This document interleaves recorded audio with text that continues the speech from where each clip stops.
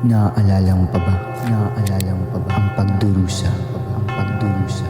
Ang masasayang alaala, ang masasayang alaala. Ang pagtuklas ng katotohanan, ng katotohanan. Ang pang-aabuso at paghihira, ang korupsyon, ang korupsyon. Ang dahilan ng paglaban, uulitin ko. Naaalala mo pa ba?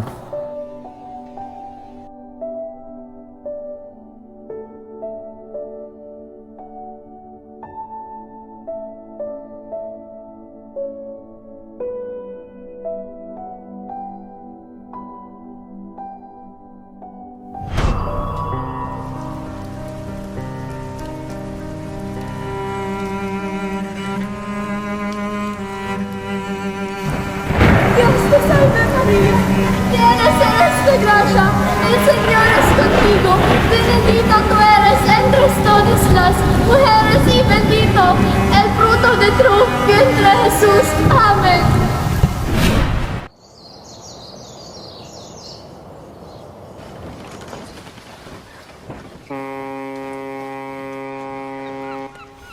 Sa ligolikong daan ng Ilog Pasig, may isang bapor tabaw na naglalakbay. Lula nito ang maraming taong papunta sa Laguna. Ilan sa mga sakay ng bapor ay sina Simon, Basilio, Isagani, ilang mga pari at marami pang iba.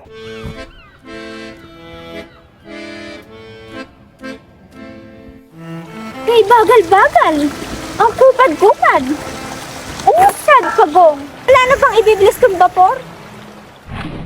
Unang pinuntahan ni Basilio ang puntod ng kanyang ina nang makarating siya sa San Diego. Doon ay nakita niya ang mag-aalhas na si Simon. Nang tingnan niya ito ng mabuti, nakilala niyang iyon si Juan Crisostomo Ibarra. Tinangkang patayin ni Simon si Basilio upang hindi lumabas ang lihim nito. Ngunit naisip niyang pareho sila na kinahinatnan, kaya hinimok na lamang niya si Basilio na makiisa sa planong paghiganti sa pamahalaang Kastila. Siya nga ba? Ngunit ito ay tinanggihan ni Basilio. Siya nga ba ang lalaking tumulong sa akin upang malibing ang aking ina? Anak ng... Huwag po kayo matakot! Sino ka ba? May 13 taon na po ang nakaraan nung ako'y inyong tinulungan na malibing ang aking ina. Ikaliligaya ko po kung kayo naman ang aking tutulungan. Sino ba ako sa akala mo? Isang taong para sa akin ni Dakila. Isang taong akala ng lahat ay patay na. Crisostomo Ibarra. Hinahayaan ninyo ang inyong mga sarili na alilain at alipinin ng mga Kastila. Para kayong mga aso na habol ng habol sa isang buto na ayaw naman ipagkaloob sa inyo. Basilio, magtulungan tayo. Pareho tayong inapi at inalipusta sa sariling bayan. Pareho tayong may nais pagbayarin. Maghiganti tayo. Tutulungan po kita, Senyor, sa lahat ng pamaraan. Maliban lamang po sa inyong iniisip.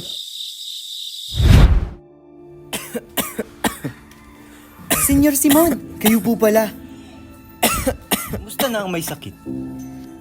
Heto, mahina na ang pintig ng puso at puso. Ayaw na rin kumain ni Kapitan Tiago. Kaawa-awa. Ano ba ang lagay ng kanyang kalusugan? Nakalata na ng laso ng kanyang buong katawan. Maaari siyang mamatay anumang oras. Gaya ng Pilipinas. Ilang gabi nang nagigising siyang walang ilaw. Umiiyak at ako'y minumura. Inaakala niyang siya'y aking binulag. Wala nga pinagkaiba sa pamahalaan. Basilio, makinig ka.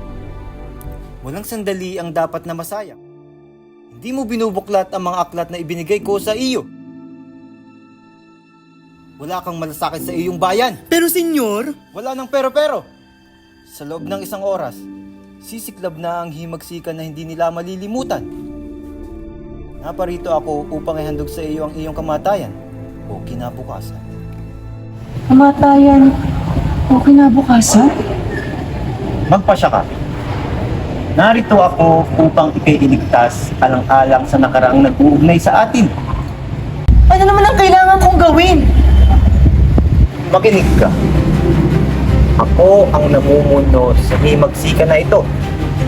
Pamumunuan mo ang pangkat na lulusob sa Santa Clara upang ligtas sa isang taong malapit sa puso sa ating mga Kapitan Tiago. Si Maria Clara. ibig ko siyang iligtas at isang paghimagsik lamang ang naisip kong paraan. Huli na ang lahat. Patay na si Maria Clara. Anong sinabi mo? Patay na siya.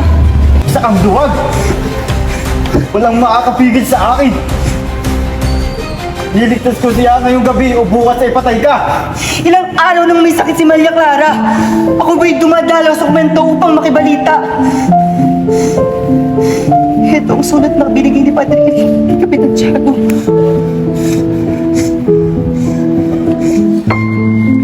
Na maghihinig ka ni Kapitan Tiago ang larawan ni Maria Clara at humihingi ng tawad. Pinutog na ang kaniyang naguntas kanina. Patay na! Ang aking mali, patay na! Namatay na hindi ko malaman na ikito niyayakap!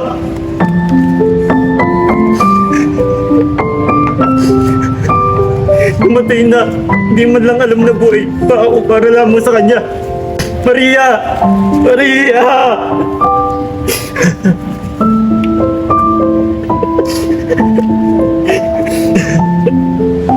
Huli! Huli! Ligtas mo ako, Huli! Parang awa mo na, Huli! Huli! Basilio!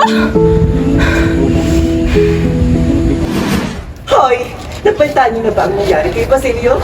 Ay, kaawa-awang bata! Bali-balitang pinatawan siya ng parusa. Marahil ngayon ay patay na siya. Pinarusahan ng Diyos. Parusa ng Diyos at pagkakabilanggo kay Basilio sapagkat hindi siya marunong magkatanda at magdasal. Hindi totoo yan. Mabuting bata si Basilio. Siguradong wala siyang kinalaman sa paghihimagsik at paskin. Tumigil na kayo. Nakulong na nga si Basilio. Ibig sabihin ay kasama siya doon. Kung gusto nyo, puntahan niyo pa sa bilangguan na magkaalaman tayo. Siguradong puro latay ang kanyang katawan. Ano? Ikinulong si Basilio? Ikinulong ang aking katipan? Ikinulong? Ikinulong? Huli! Kumuha kayo ng tubig magmadali! Sos Mariosep, huli! Si Basilio! Si Basilio nakulong! Si Basilio! Huminahon ka ulit. Magpahinga ka muna. Makakalaya rin siya. Maraming salamat, Hermana Bal. Subalit paano ko siya matutulungan upang siya makalaya? Mayroon akong kilala. Sino? Si Padre Camora. Matutulungan ka niya. Ayoko. Natatakot ako sa kanya. Nang makausap ko siya na magpunta ako sa kumbento, ay kakaibang mga titig niya sa akin. Kasama mo ako. Wala mangyaring masama sa iyo. Kahit sino, huwag lamang siya. Huli! Wala na tayong ibang paraan. Kahit anong oras, maaaring bitahin si Basilio. Hahayaan mo na lamang bang mamatay ang iyong katipan?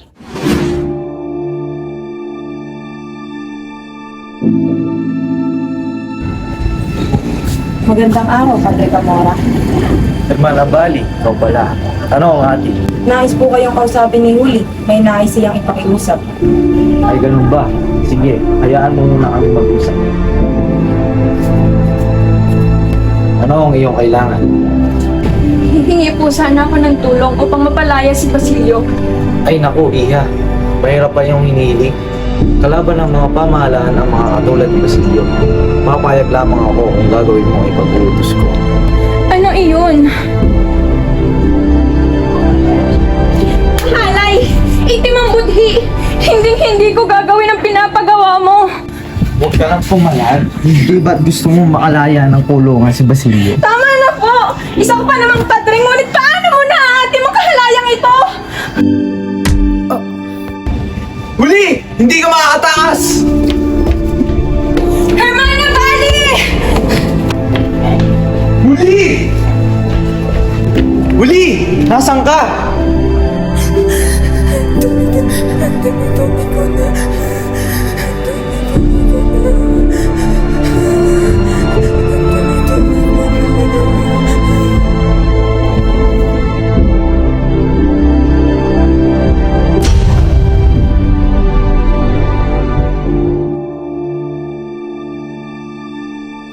Inimok ni Hermana Bali na lapitan ni Huli si Padre Camora upang humingi ng tulong sa pagpapalaya kay Basilio.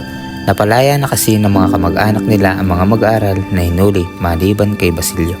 Hinalay ni Padre Camora si Huli dahilan kung bakit tumalon sa bintana ang dalaga at agad na namatay. Nakalaya na ang kaibigan mo. Paano ba yan? Ikaw na lang ang natitira. Sa iyo na ibubuhos lahat ng mga parusa.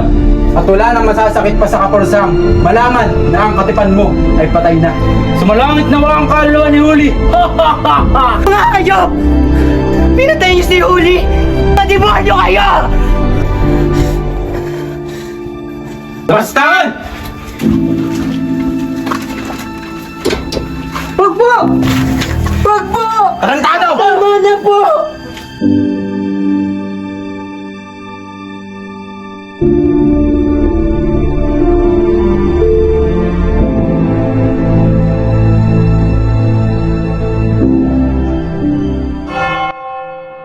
Sa ngala ng Ama, ng Anak at Espiritu Santo. Amen.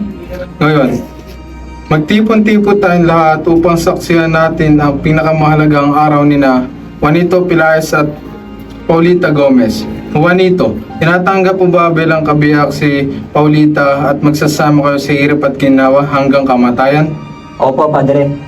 Ikaw naman, Paulita, tinatanggap mo ba bilang kabiyak si Juanito at pinapangakong kung kayo ay magsasama sa hirap at ginawa hanggang kamatayan? Opo, Padre. Ang ganda-ganda talaga ng aking pamangkin. Manang-mana sa tiya. Magnipiko, magnipiko. Ngayon, Juanito Pilaes at Paulita Gomez ay kasal na. Pagpalaan kayo na nawa ng Diyos sa inyong pagsasama. Mabuhay ang bagong kasal.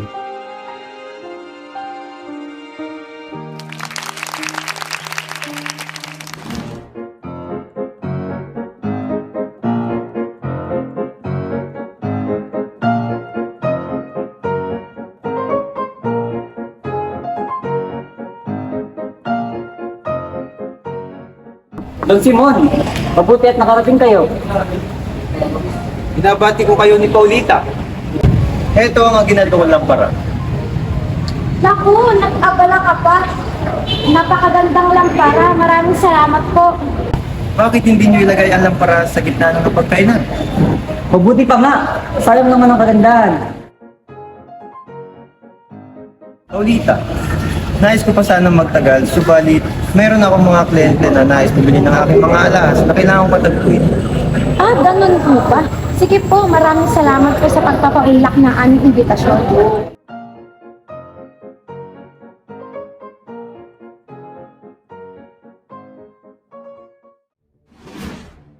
Hindi ako masamang tao.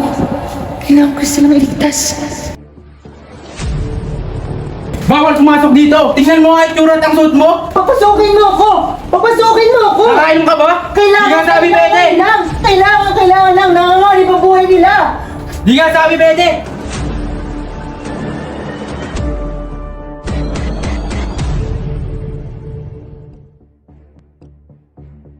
Basilio, sa eskulta magmadali. May sindi na ang lampara.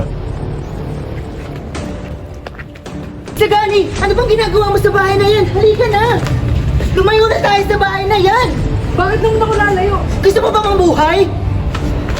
May lampara sa loob ng bahay na yan na mayroong dinamita. Pag yun sumabog, lahat tayo mamamatay! Kaya nung una akong makita siya, Basilio, kahit soring sandali, bukas ay may iba na siya. Sinabi ko na ang sinabi ko!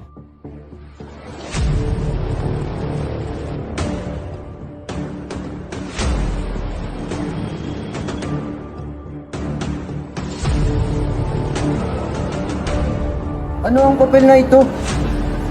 Ano ang ibig sabihin nito? Main Hazel Paris. Gusto mo, Ibarra? Ibarra? Si Ibarra? Boy, si Ibarra? Sino si Crisostomo Ibarra? Isang kulbisterong matagal ng patay! Ito'y masamang biro! Hindi kaya, minumuti na tayo. Pwede sabi, kailangan mo ba ang iyong pagkala ng iyong kaibigan? Siya nga! Totoo nga! Ang lagdang ito ay kay Crisostomo mismo!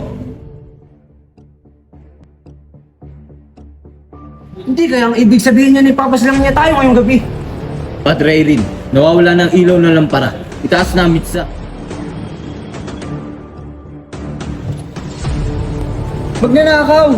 Magmadali! Kunin ang revolver at abulin na magnanakaw!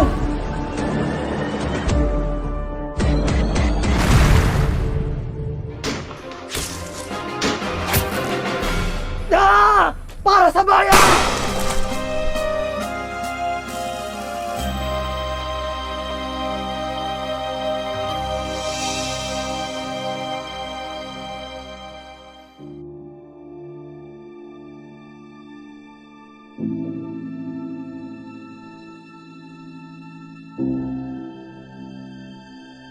Ginoong Simon, anong nangyari sa iyo? Hindi masaya sa silid kayo din. Nahihirapan po ba kayo, Ginoong Simon? Kaunti lamang po. Subalit sa ilang sandali ay matatapos na rin ang paghihirap ko. Diyos ko, anong ginawa ninyo sa inyo sarili?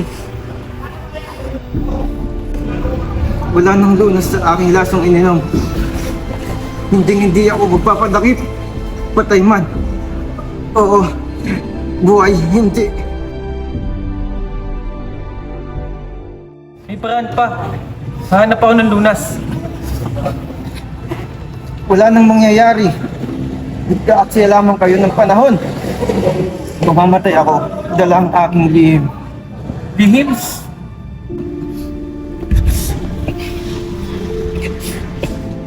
Ako, si Crisostomo Ibarra.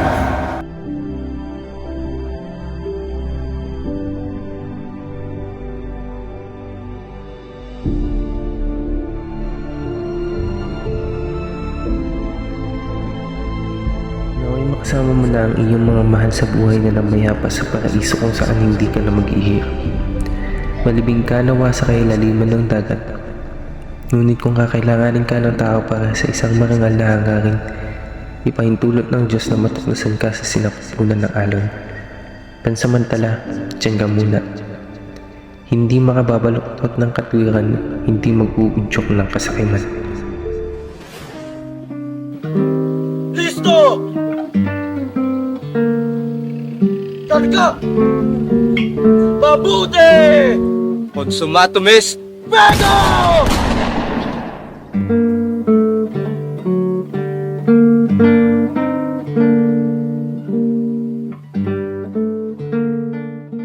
The land of thousand colors, its natural wonders are real. Halina't inyong damhin, tahanan kong yanong rikit, gamang hindi ka makit sa taglay niyang kaganda.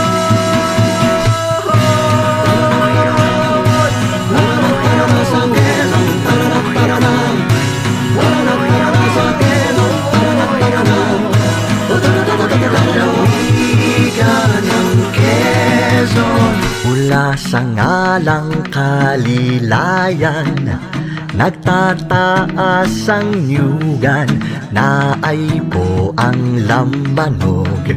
Pakinabangan, san man tayo mapatpad, maririnig mo ang pitlag.